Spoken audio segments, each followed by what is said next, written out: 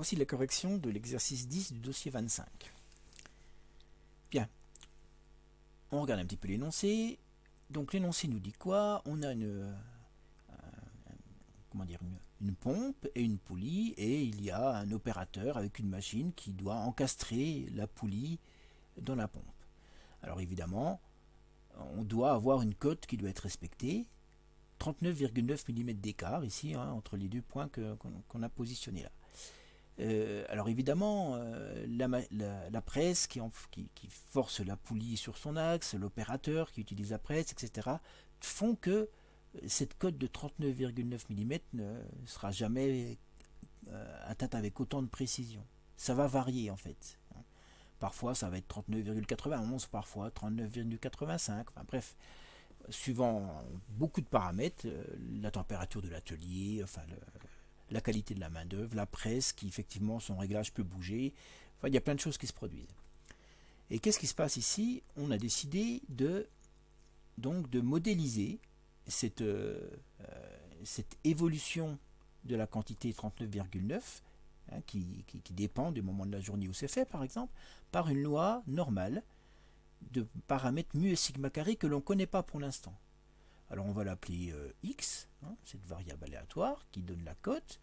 Donc on considère que c'est une loi normale de paramètres m et sigma carré. Bon. Première question, on dispose de, ici, une série d'observations, de 40 observations. On va utiliser ces 40 observations pour essayer de deviner un petit peu quelle peut être la moyenne et l'écart type de l'évolution de cette cote. Alors, la moyenne, c'est la position symétrique. Donc si on regarde les points, la façon dont les points sont alignés, voilà, je pense qu'on voit qu'ils sont à peu près équitablement répartis de chaque côté de ce seuil 39,9. Donc, voilà, on va décider, c'est une modélisation qu'on va utiliser comme espérance 39,9. Alors ce qui est assez logique puisque c'est la valeur qu'on souhaite. Alors l'écart type, c'est un peu plus embêtant. L'écart type, pour le trouver, on sait quand même que on a, le cours le dit, environ 68% des valeurs qui sont compris entre la moyenne plus l'écart type et la moyenne moins l'écart type. Ça, c'est le cours qui le dit, 68% ou 69%. Voilà. Le cours nous dit ça. Donc en fait, on va aller regarder sur le dessin où se trouvent les 68% des valeurs les plus proches de 39,9. On va calculer 68% de 40. Voilà, on va faire le calcul. Donc on trouve 27,2, environ 27. Ce qui veut dire qu'on va chercher, il y en a 40 en tout, on va chercher les 13 valeurs les plus éloignées, voilà, de la moyenne, de l'espérance 39,9.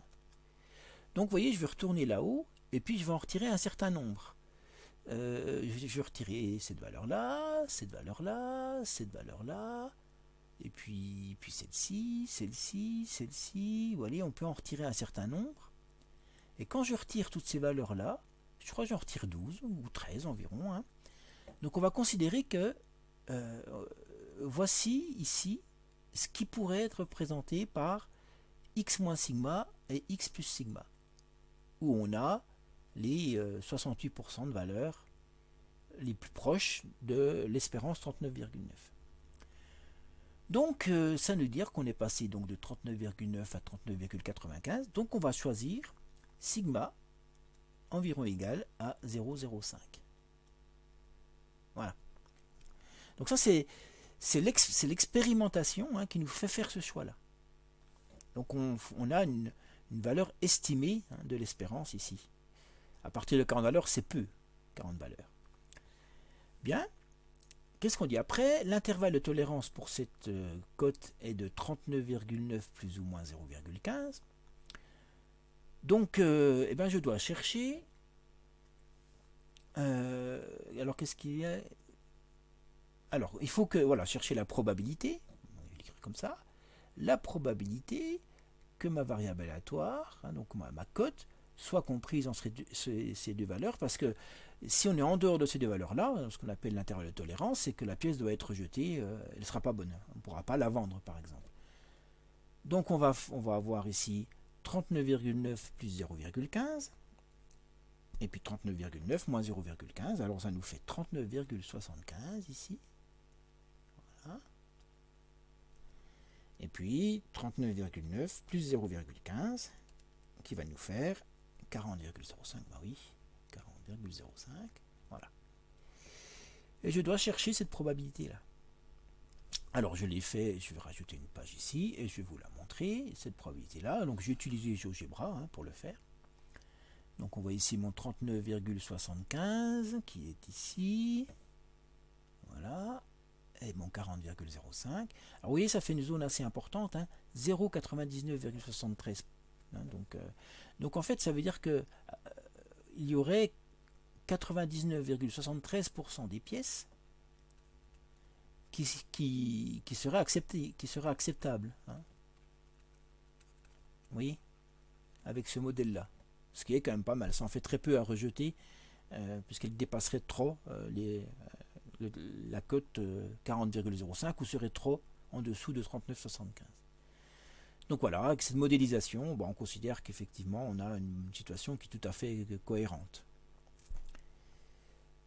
Voilà, cette correction est terminée.